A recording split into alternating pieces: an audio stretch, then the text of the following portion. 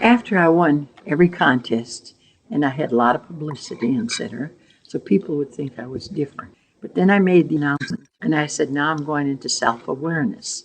And I started out by telepathy, which was very, very successful. There was a very, very wealthy man in Dallas, and very well known, and his brother was a senator, and they were very in church going, but he hid the fact that he was in medical, a metaphysician. One of the top people in in Dallas at that time was a psychic. Her name was Ann Jensen, so you still can read about her in publications. All right, he contacted her, and he said, I want you to choose 5 or 6 people here in the area, and I'm going to pay you, and so I can listen in and meet these people, and I'm going to pay you to share everything you know, how you developed your talents, because you are so well known and so popular and have done so many things, and I hate to see that go to waste, because you would never write anything. So now, 2 weeks earlier, I'd gone to one of her meetings. She was sponsored, took my husband, we sat there, and she's up there with the crystal ball. And all of a sudden, she looks in the audience, and she points to me, and she said, you can do all this, honey, and you are going to do all this, honey. So I think, my God, I don't know anything about this crystal ball, and I was embarrassed, because that was the first time I had anybody give me this attention. Okay, so I let that one go. But the woman behind me nudges me and said, what's her name? Whatever. I do crystal ball readings. And she came from England, and she was over and down, successful as a crystal ball. She said, I have an extra crystal ball. Come home, and I'll loan you my crystal ball. My husband and I followed her to her apartment. She brings out this box, and this crystal ball is in black velvet, and hands it to me and said, you can use it as long as you want it. Call me when you're through with it, and you can bring it back. So I'm a pure idiot, and this is completely foreign to me. So I'm all excited. So that night I get home, and I had this in the den. I'd already won the house. I get in the den, and she even had a place to put the crystal ball. And my son came in, my husband. I says, gather around, and I want to see if Mother has something on the ball. We start looking at it, and all of a sudden, I saw all these dead faces coming toward me, and ghouls, dead people, and I backed off. And the first thing, I looked around and I thought, maybe the light is causing these things. You know, like when you look up in the clouds and you can see pictures. And I thought, vivid imagination, this is ridiculous. So I told my husband, come over here, can't you see that man that's grabbing toward me? He couldn't see anything. And you know what my husband said? Honey, you have a bad ball. Just wrap it up, and this weekend we'll go to the one of the stores that was selling crystals and things, and I'll get you a good ball. Did not know any better. The next morning I called her. She gave me her card. I called and I asked her. No, I called Ann Jensen, and I said, you said I could do on the crystal ball, but I see all these dead people. And she got hysterical, and she said, well, honey, she said, you're seeing in that other dimension, and evidently your house is on a grave where they did. And she said, you're just seeing the spirits that are what she said, spirits that are playing games with you. That's the way she explained it. And I said, it's not a bad ball? And she said, oh, no, honey, no. And she said, I need to talk to you further, but she was busy. So I said, okay, call me at your convenience. About a half hour later, there's a knock on my door. And I told you, I start winning for other people. Well, at this particular time, I was still in the contesting group, and I belonged to the Catholic Church, and they had a bazaar every year. And so during the bazaar, we were all handed 10 tickets, and we had to buy $10 a piece. And the winning was a trip to Europe, or $10,000. So I went to this meeting, and I'm trying to get rid of these tickets. Well, I got rid of the tickets, but one girl came up and she said, I'll only buy the ticket provided you don't buy it. You don't buy a ticket because you're going to win it. And I said, Scout's honor, and two of them said, I'm not buying it if you buy a ticket. I said, Scout's honor, I'm not buying a ticket. She bought the ticket. And lo and behold, she was the winner. Well, she lived in Garland, so she came. She didn't announce herself and just knocked on the door with her 8-year-old daughter. And they came in the house, and she said, well, she says, I came over to collect my prize from the church. And very smart aleck, and she said, now I want you to help me win a car. And she's very bold. I mean, you know, like, you owe me a favor because now I won this thing. And I didn't care for this. But the little girl, Mother, I want to go home. And Mother, I want to go. And we were having tea in the den. And that girl kept on messing with it. Let's go home, let's go. And she said, shut up, shut up. Finally, I said, honey, I said, I have a crystal ball. And let me put it in the living room. And you can look at it and see if there is a Ford in your mother's future. And that's all I said. Take her in there, and I said, just look at it, and you can see pictures. So I thought, well, now she's quiet. 5 minutes later, she came out, and she said, I want to go home. There's all those dead people in the ball. And I said, honey, that's a bad ball. That's a bad ball. I'm still thinking it's a bad ball. So they left. And I thought, oh my God, you know, dumb idiot. So now, my husband bought me a ball, and I started doing the ball. And then in my story, when I want to ask about my son, why don't I like my son? And it appeared, and I wrote a story on that one. We won't get into that one. But now, this Ann Jensen called. That was the only contact I had with her. She called, and his name is Carr Collins, so he's dead now, so it doesn't matter. And said, he's doing this, and I want you to be one of our group. She said, you do not know your potential, little lady. And I've never been that way before. And she said, well, there are some rules to follow.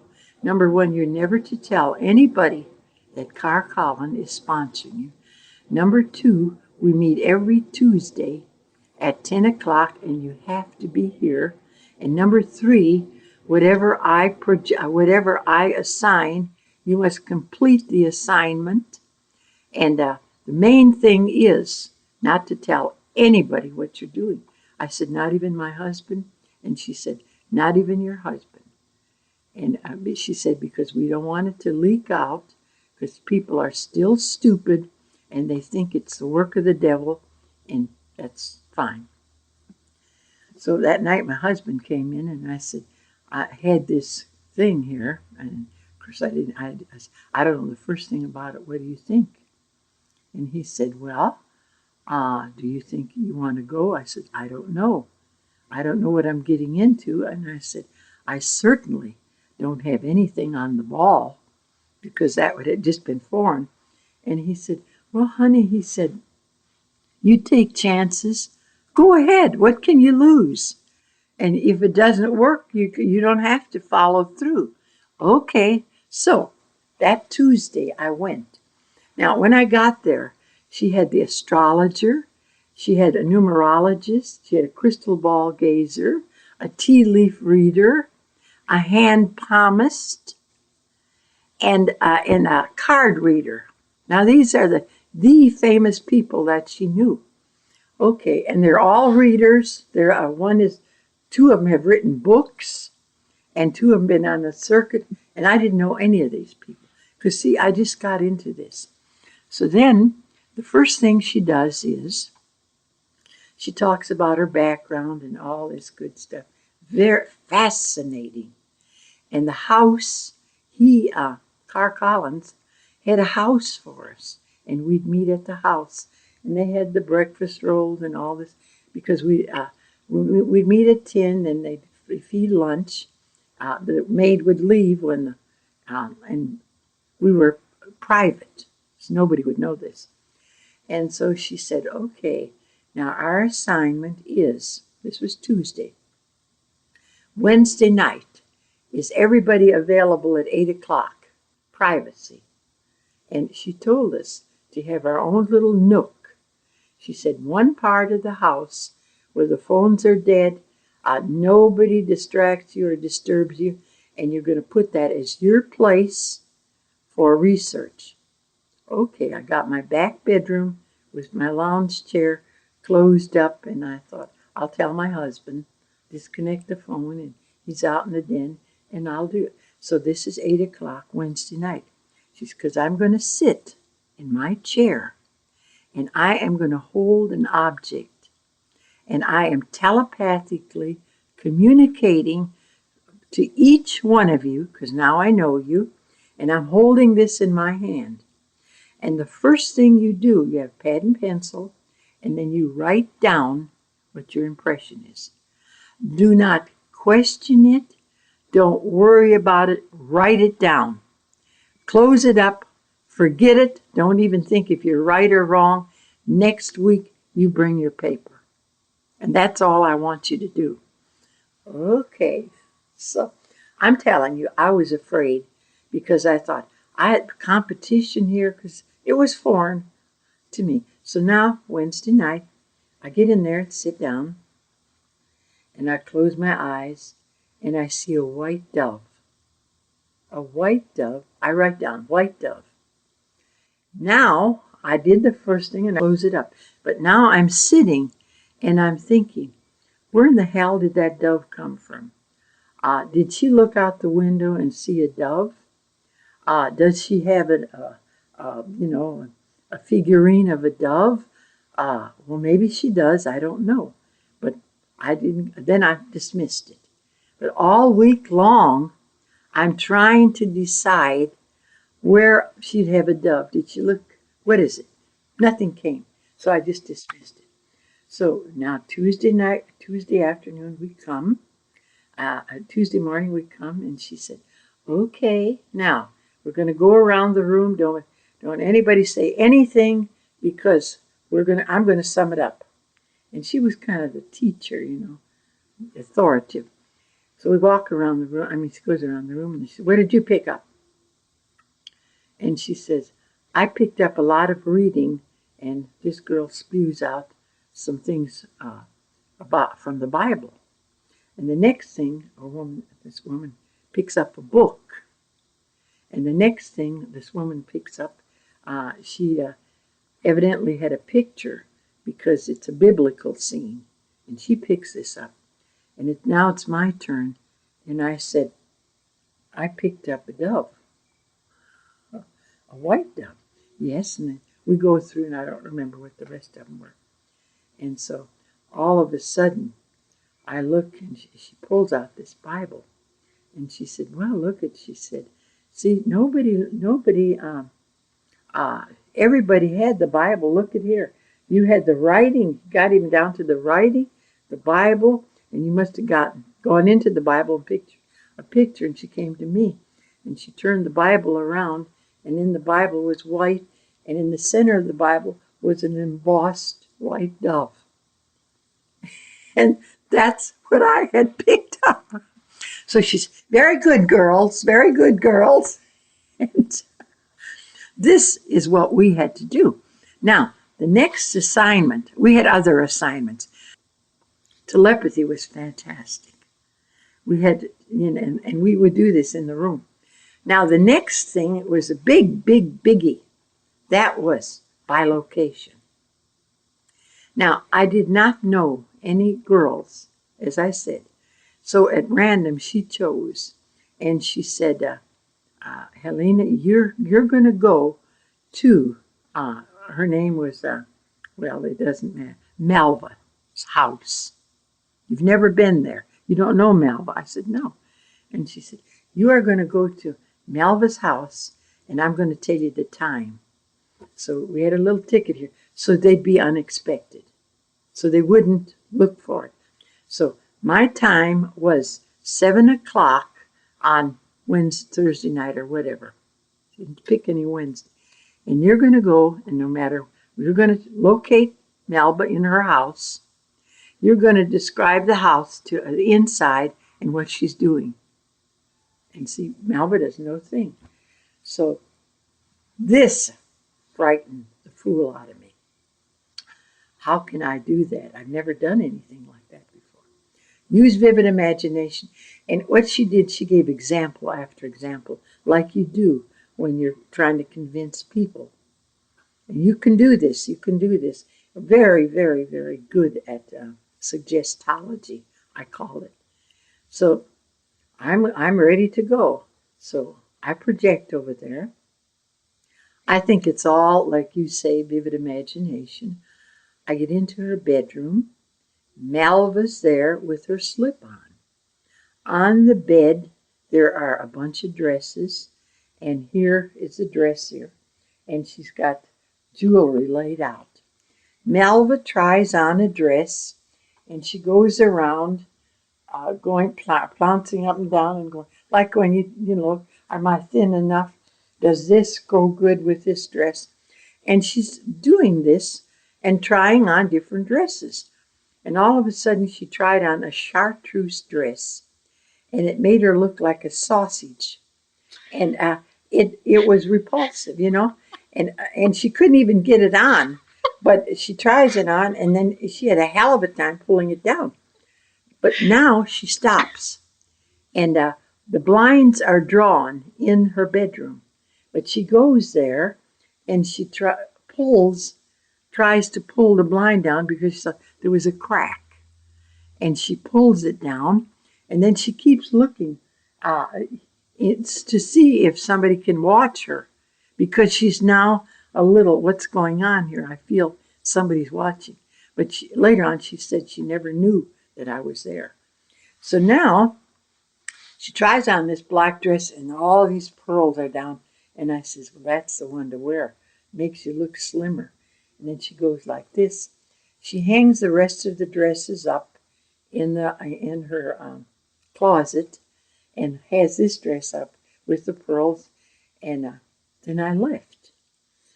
And I wrote all this down. So next meeting, it's my turn to find out. And I went to Melva's house on Thursday or whatever it was, 7 o'clock. She's trying on dresses.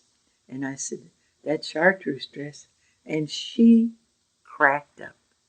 And she said, were you there? You were there. And she said, I knew somebody was there. And I kept thinking somebody was looking in the blinds. And you were there. And I was there, yes. And then when standing ovation, there was lots and lots of support there. So I got that one right. See? So this is what we did.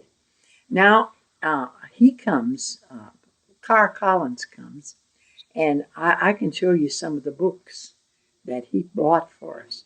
$30 and $40 books. And wines and dines as talks to us. And then he gets the Maharishi from India to come to spend 3 days with us. It's his house guest. And somehow he gets, we have to go up there. But never tell anybody that you know me or anything. And that's the principle we stayed on. And we continue to do this. And we would repeat things. Now we are, our assignments are telepathy and so forth. I think that's the reason I and I had already started mind control, Silva Mental Training, I'm sorry. mind control is no longer acceptable. But what it was not controlling people's minds, but you controlling your own mind. Because when you get a message, you have the ability to accept it or reject it. And we were taught this constantly. You can accept this or you can reject this. So that's what we were doing. And I continued with her classes. We graduated, and then we had a banquet, and nobody ever knew what she said. Now you can, but you never mentioned Carr Collins. And that was it. And that was we didn't get a diploma, but we got books, and then he became a long, fast friend. And from that period on, I would be invited to his house. And when he had good friends, people, Maharishis, and people that had... Now, one particular person was called Israel Regarde, and he came from Egypt. And he was doing what we call alchemy. And he sponsored him in Arizona, and Israel had his own place there and did this alchemy. And when Israel Regarde came to Carr Collins' house that night as his guest, my husband and I were invited. And when I got into the house and met Israel Regarde, he reminded me of a movie star, a very slick movie star, because he had his hair back and intense brown eyes. And the minute he saw me, and I come in with my husband, he embraces me and he said, "I want to talk to you later." Well, this is kind of interesting. So we're mingling around and so forth. All of a sudden he grabs me and he takes me into a closet and he said, "I need an assistant." He said, "Would you come out here to Arizona and work with me?" And I said, "Thank you, but no thank you." He said, "Listen," he said, "we could do some good, fun things together." And then I realized he had sexual ideas, if you will. He attracted that. And I says, "I think you get yourself another girl." And he got hysterical and walked out, and that was the end of that one.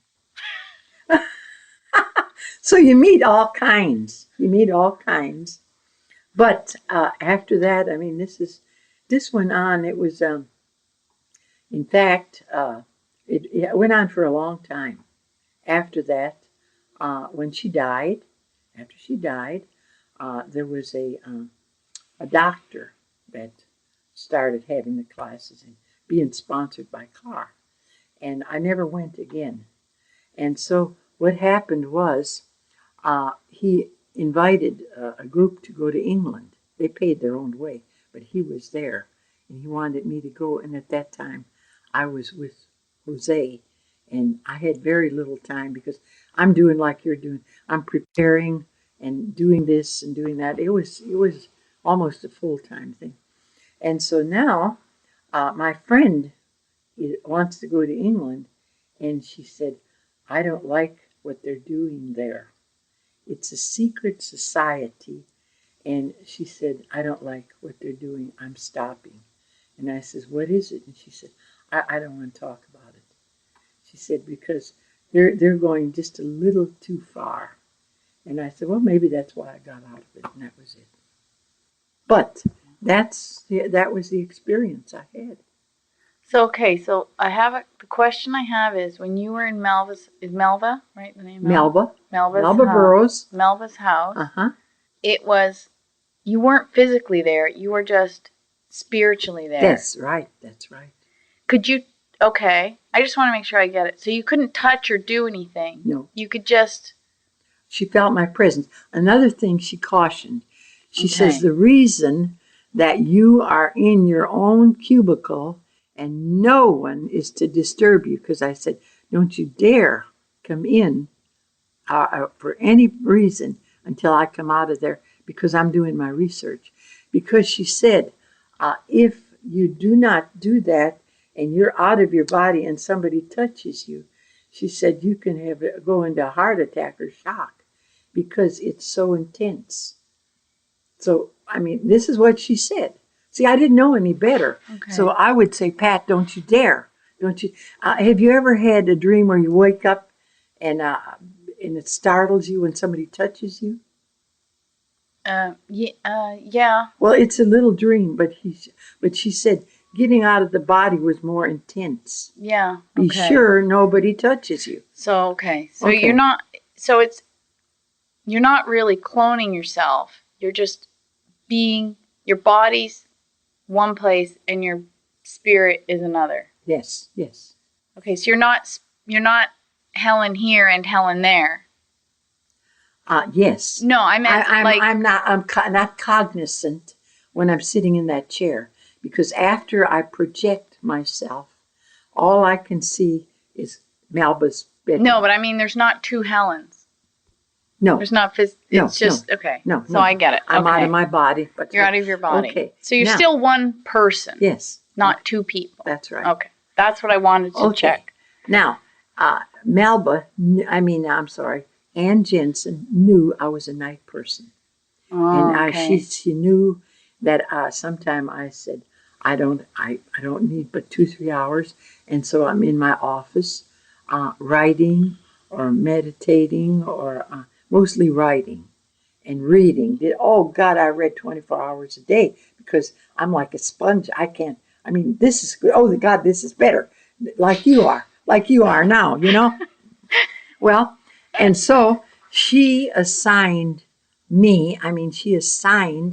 girl by the name of Bonnie Ireland, the one that gave me the crystal ball, incidentally. She assigned her to come to my place. And I'm going to bed that night early for some damn reason. And it's 1 o'clock in the morning. I wake up. I see Bonnie in my room. And now Melba didn't see me, but I saw Bonnie there. I said, what are you doing here? And she says, well, I'm supposed to check on you, but you're sleeping. So you talked to her? Yes, I talked to her. And I was... Well, that's interesting. I was cognizant of... Well, I talk to these people that present themselves here. I communicate. Well, anyway. Now, when you talk to them, is that you in your head talking to them, like telepathy, or is that you opening your mouth and sometime verbal words? I'd open my mouth. Yeah. What are you doing here? When this guy appeared and said you have to be improved. What are you doing here? How did you get here? That door is locked. My husband is across the way. He's over in the cabin.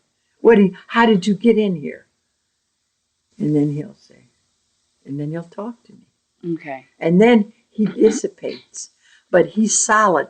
And see, sometimes these people come, they're solid. They're like, I'm going to touch you.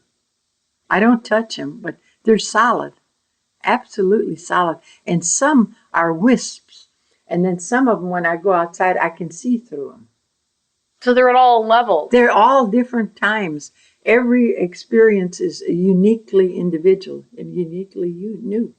Okay. Okay. Any other questions? If I have any, they'll probably come up later. Okay.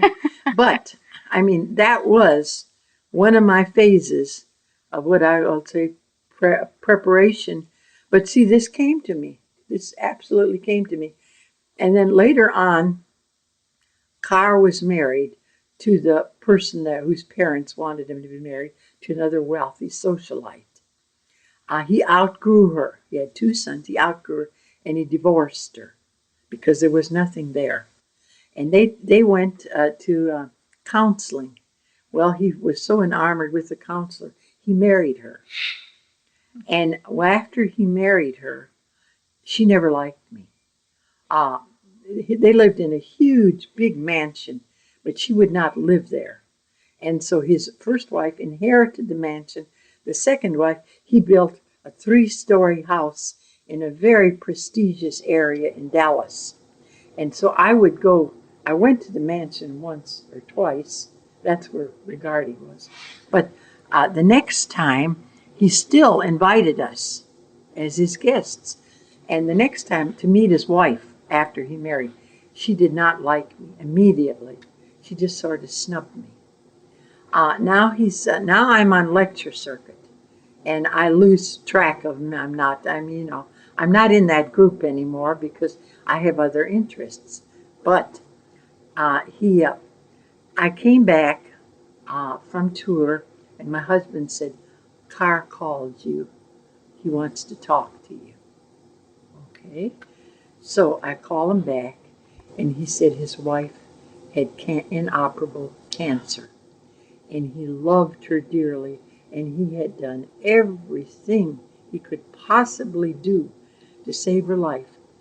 And there was a healer, and I want to know, she was the most famous healer in the world. She originally came from England. Now she's in California. And she's very private, but he called her, and she's going to give him an audience. And she said she's going to heal his wife. Her name was Deborah. And so, okay. So now, when I called him, he says, "It's okay." He says, "I've been having people call prayer for Deborah. She has cancer, and she's on everybody's prayer list. But I wanted to get a hold of you personally, Helen, because you have so much energy. Please, please send her healing energy." And I said, "Of course I will." And when people do that, and they did that quite often, what I do, I have by my bedside, I have a pad there, and I write their name.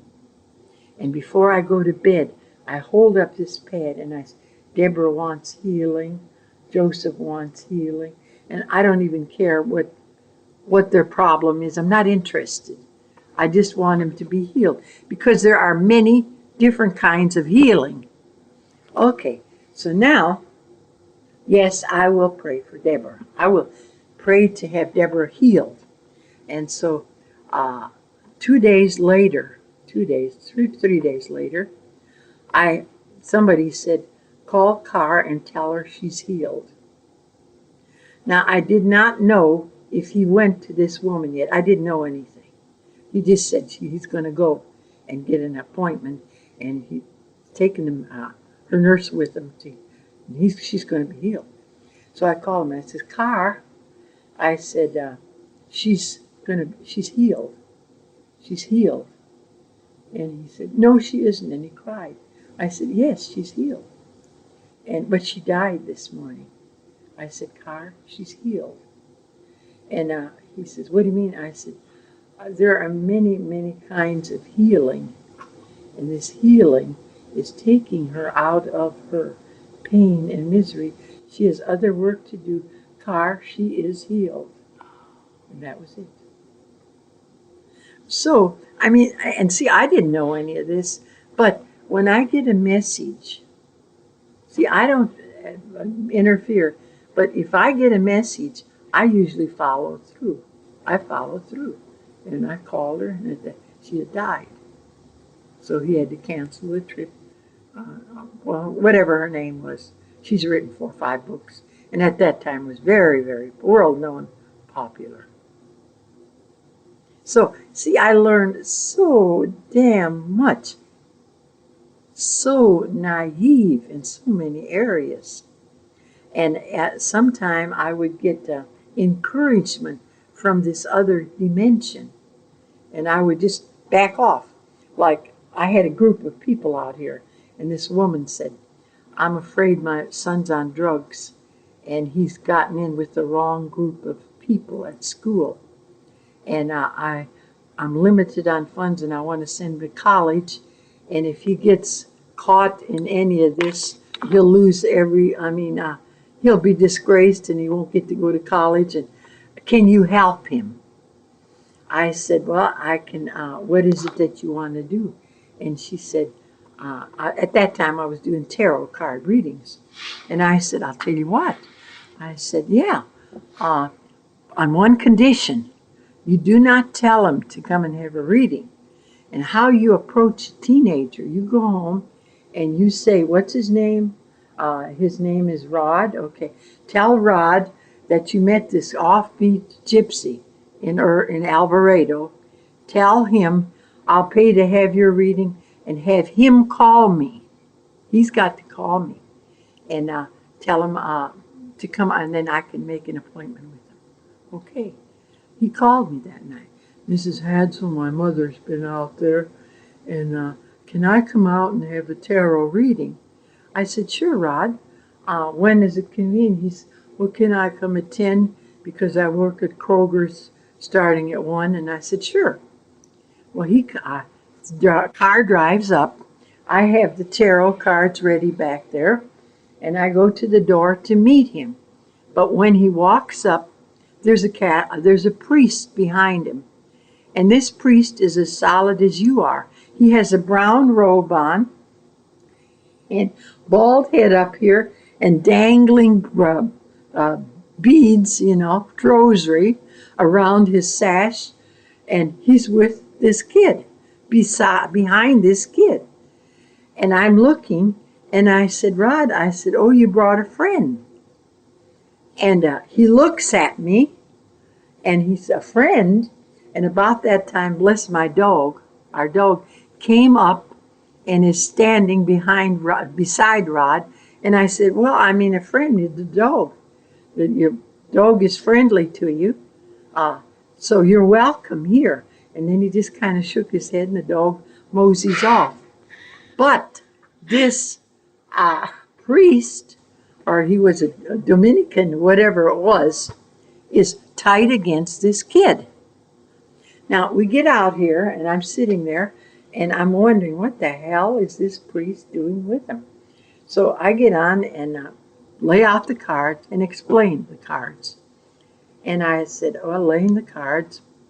Moon card comes up, that's deceit. Next to the moon card is this little boy with the eagle, which is a kid, represents a kid. And I looked at it and I said, oh, Rod, got a girlfriend, is not good for you. And I said, okay, got a party Saturday night, private party. Yeah, how did you know that? And I said, well, the cards say this. They don't know any better. And so I said, there's going to be drugs there. I said, don't go. And I said, he said, why not? And I said, because the house is going to be raided, going to be put in jail. And I said, you're going to, I don't do drugs. I said, doesn't care. You were there. And I said, if the girlfriend does drugs, you're automatically, because at that time they were really hard on kids with drugs. And I said, might even be a felon. Don't you dare go to that party. And then he sat up. And now, see, I'm not saying any of this.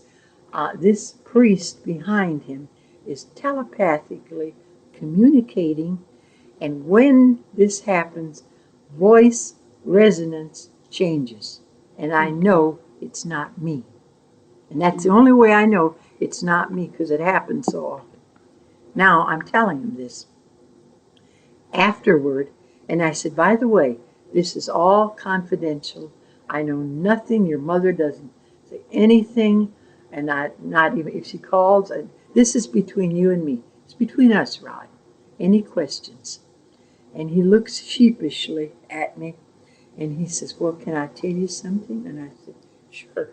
And he said, I have had this in my dream 2 nights in a row that I'm not supposed to go there, but I didn't know why.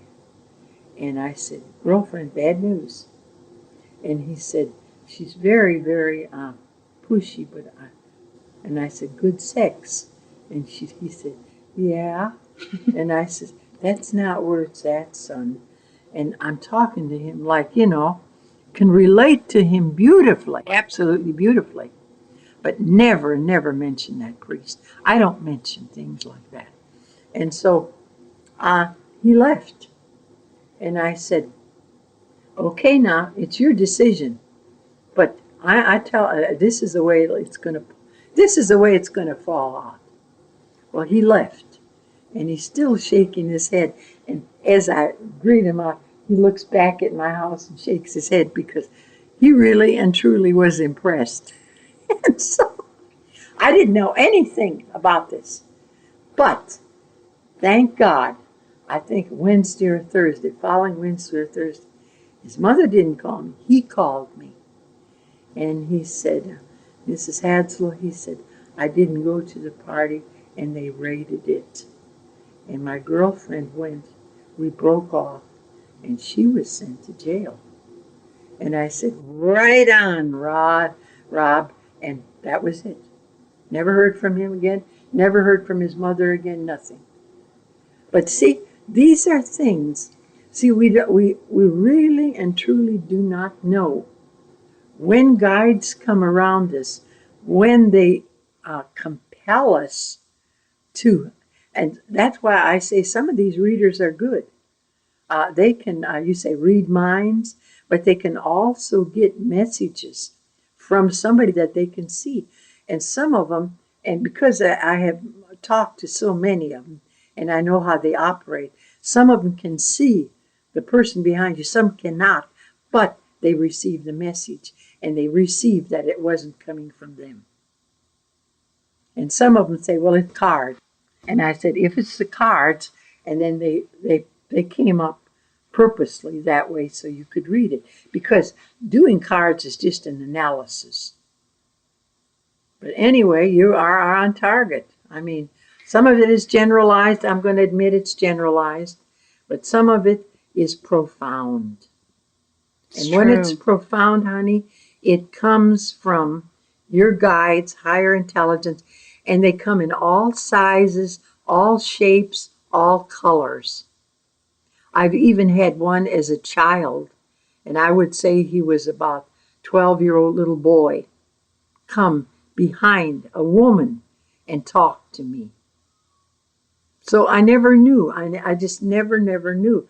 And I would just now go on and say, I would always say, so what else is new? Because I would come into periods that I was completely at loss. And I would say I'm jaded now, but I shouldn't say that because I was not jaded. Because there was always something that made it unexpected. I'll share one more story and then we'll get up and go to the restroom. And this was when I was in Vegas. And Twitchell was there, and I was with Dr. Bryan at that time. Because now I like his work.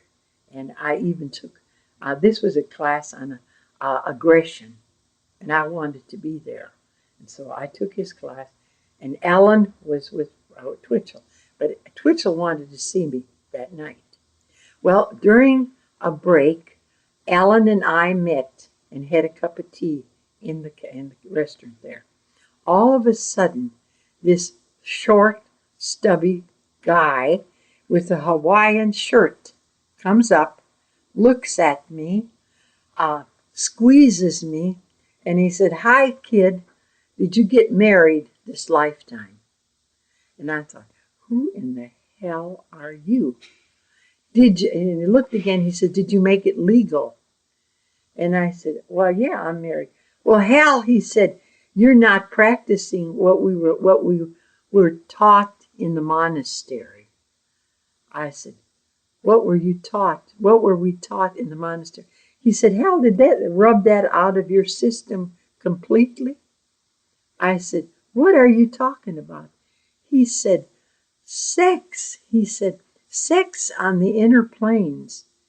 And I said, "What in the hell is that all about?" He said, "Look, we took a law of celibacy." And he said, which was ridiculous now that I reflect on it, but it was the best thing I ever learned while I was in that damn monastery trying to be celibate. I was celibate down here, but up here I wasn't celibate. So he said, "I have never had to get married because I say I have probably made love, passionate love, to more people than you could rack up. And he said, and it's good sex, but we were taught in the monastery never to have sex unless we first ask permission. And I said, sit down, idiot. I want to hear what you have to say.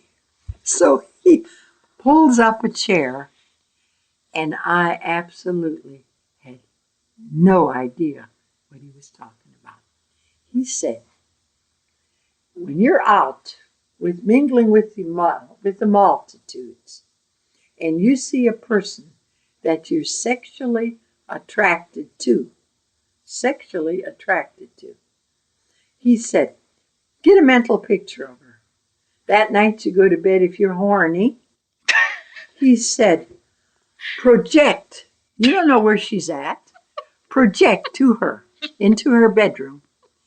And when you're in her bedroom and she's out of her body, you look at her and you say, do I have permission to make love to you? And if she says, get your ass out of here, he said, get out of there, because you're not supposed to molest anybody on that level. But if she says, and use your best voice, and you can go ahead and be a troubadour, or you can be her movie star, Tyrone Power, or Rock Hudson, or whatever, to entice her, have the best damn sex you ever had. And I said, you have got to be kidding. And he said, want a demonstration? And I said, not with me. I said, how can you demonstrate this?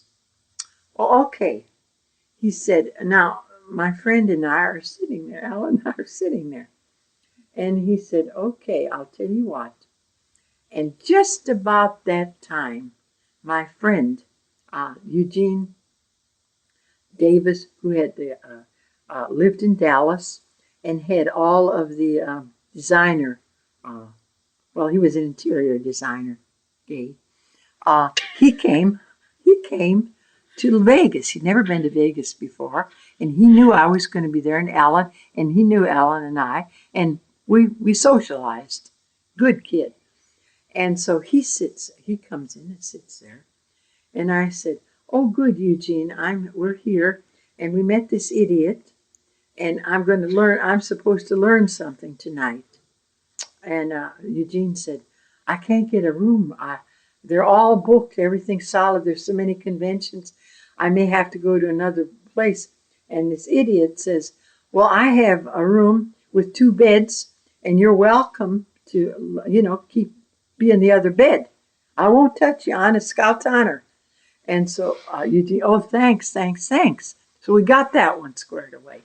Now he said, I have to prove something to this former nun, and she doesn't buy in, so listen up. So he said, I'm going to make love to a stranger tonight, and she wants confirmation. I thought, how in the hell what the hell is he talking about? So he said, all right, I want you to look around this room, and I want you to pick somebody that's ever at least attractive. Pick her, and I'll make love to her tonight. And he said, in the morning, we're going to meet here at 8 o'clock, because they all had classes go about 9, starting at 10. I'll meet here at 8 o'clock, and he said, I will give you proof. And I said, how kind of proof? He said, just wait and see. And he's very, very confident and pompous, and almost to a point of irritating, and he's not attracted. I'm not attracted to him. So now Ellen and I, and Eugene is just sitting there, what the hell's going on? I said, Eugene, you're going to be in his bedroom tonight. I said, I want you to put something up against the door, or if you have to sit all night, see to it that he does not leave this room, or that he does not make a phone call, because the idiot's going to make love on the inner planes, and he's going to prove, and I want no contact with this woman that we picked out. The woman we picked out happens to be a waitress there. I mean, because she was very attractive, but she was 6 tables over. She never even looked at us. She didn't even know we existed. But that's who we picked out. Okay, and he looks at her and he says, yeah, she's all right. I'm going to make love to her. He says, provided she gives me permission. Okay. Now we go to bed. And I am telling you, we were giggling. We were laughing. I said, pure idiot. And she said, no, he came into the Twitchell classes and he seems to be quite intelligent. She said, but I didn't want anything to do with him. And the first I knew, he approached us at our table because he said he recognized you, you know. So, okay, the next morning, and this is on the St. James Bible, is what transpired. We got down there. Eugene, did he leave the room? Did he telephone? No, he snored all night. And he sat there and he said, well, I had sex last night and she's pretty good. And I thought, you idiot.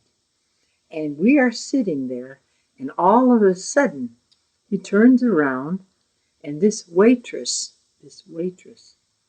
comes through the door. We could see the door coming there. She comes through the door. She looks around. She comes to our table, kisses him on the forehead, and stands there. And I am like this. And he says, thank you. She said, why did I do that? Why did I do that? And he said, why did you? She said, I recognize you. I recognize you. And he said, how do you recognize you? You were in my dream. You were in my dream. And then she backed off. And she said, oh my God. She said, what happened to me last night? What did you do? And he said, didn't you consent? Yes, you're an idiot. And she hit him and ran off. That's what happened in Vegas. That's interplane love. Now, I said, wow. Yes, that's interplane love. And he's done it from now on out. So now I'm thinking, my God, was I? He said, yeah, he said they'd come. We practiced celibacy on the physical level, but we were never told we couldn't practice it in the inner plane level. Then he asked me another question. And he said, you're tuned in, kid. You don't know how tuned in you are. I said, evidently not, because I've never heard of this before. He said, well, let me ask you a question. Have you ever had sex with your husband where you laughed so hysterically that you could not stop? And I said, come again. He said, you laughed so hysterically that you could not stop. And he said, you were having euphoric. It was such a wonderful, wonderful feeling that you could have the first orgasm, but he said you could have orgasm after orgasm and you would laugh hysterically because it wouldn't quit. He says that's also inner plane, not physical. And I backed off because this has happened twice when I'm having sex with my husband. And I thought, yeah, twice. He said, well, he says, I knew you were tuned in on that. And I said, can you make that happen? He said, no. It's spontaneous. You get in and out of your body. And he says, orgasm after orgasm. And he said, it is the twilight zone, he said, and it's very, very rare. And he said, wasn't it good? And I thought, God, my God, what happened? Who put you on this planet? Now, I find that fascinating. So, every time I have a group of women in my class, I'll say, girls, I'm going to ask you a question, and it's kind of iffy because that's not my nature, but have any of you ever had sex with your husband or a partner, whatever, where you laugh hysterically? Well, one elderly woman raised her hand And she said one time, and I said, will you share with us what the circumstances were? And she was married to a doctor and said, we were prim, proper, and precise. And yes, ma'am, thank you, ma'am. And said it took a while to get a justice after we married to have the intimate relations. But she says, in our marriage, I'd say about 10, 15 years after our marriage, one night we had sex. And she said, after we had sex, I started laughing. But she said, I couldn't, he didn't know. And I was embarrassed because he probably would have thought he wasn't performing to make me happy, because you fake a lot of orgasms, you know. Well, a lot of people do. And so, I'm lucky. Yeah. I'm lucky. I'm lucky too. But anyway, she said, what I did, she said, Sorry. I took my pillow and laughed in my pillow, and and I told him I had to go to the bathroom. So she said, I ran to the bathroom and I laughed in my pillow for almost a half hour. He knocked on the door, are you okay? And I said, no, I'm having a little thing and I want some water. Leave me alone, go back to bed. And she laughed and laughed for about 40 minutes. And I said, okay, evidently you were a nun or you were a monk or a priest and know that you can have interplane sex. And that only one time it happened to her. Now, there's another girl that's kind of young. And she said, I was married, and one weekend I got real ticked at my husband.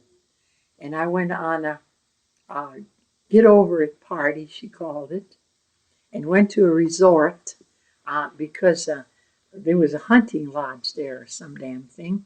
And she went with a friend and her husband. So these guys are going to go hunting. But she says that night we had a party at the lodge meeting, and then the guys are going to go to bed and they're going to wake up early to go hunting.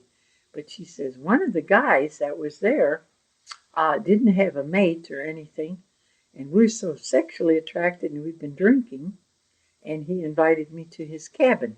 And I told my friend, they went to their cabin, and she said, I was in the foyer, so they didn't know when I was coming in anyway.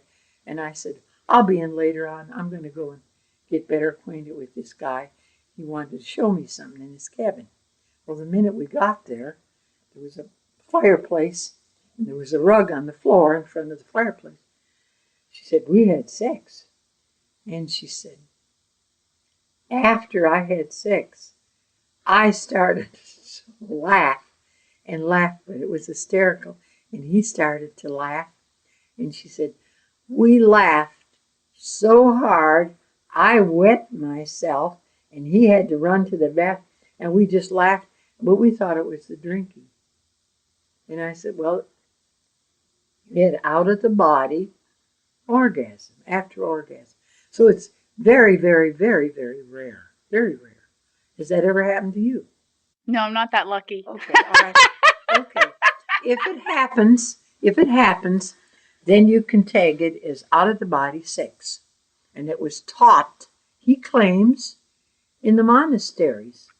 Now, I had no idea because, holier than thou. But he says, take your celebrity vows down here. But he says, they can't control you up here. So I learned something. That's funny. Okay. I very rarely discuss that with anybody, but I thought you were mature enough to know this. Yeah, no, this one, even though this thing is on, that won't be.